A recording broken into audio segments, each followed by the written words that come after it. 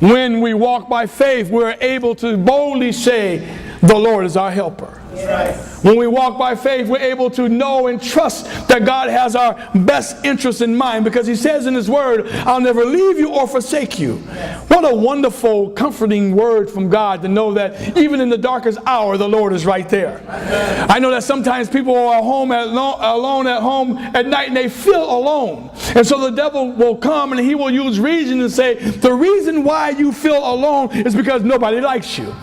If people liked you, then you really wouldn't be alone. But you got to be able to understand that sometimes God has you alone because He wants to be alone with you. And so He doesn't want you to be with folks because God's trying to have a relationship with you. And so when He says, I'll never leave you, when you begin to speak those words, then you feel the comforting hand of God touching you. So, oh, I guess I'm not really alone after all. Because the Bible says, I'll never leave you nor forsake you. And Lord, I feel you right now. Yes.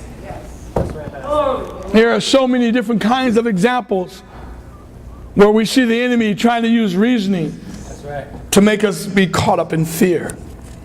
You hear people on the radio, or you read statistics, 50% of all the marriages end in divorce. And right away, I don't think I want to get married. Why? Because 50% of all the marriages end in divorce. So what you're doing is you're presuming that you're part of that 50%. You carry that thing to the wrong conclusion.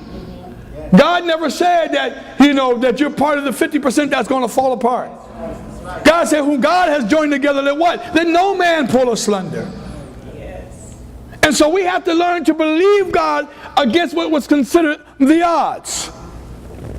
The devil will tell you, you don't really love yourself. And this is what's happening in our society today. People don't like themselves.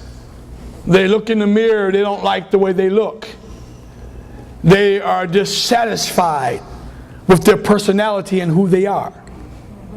And because they do not accept themselves, the devil immediately gives them a presumption that no one else accepts you either. Not knowing that people like you just the way you are.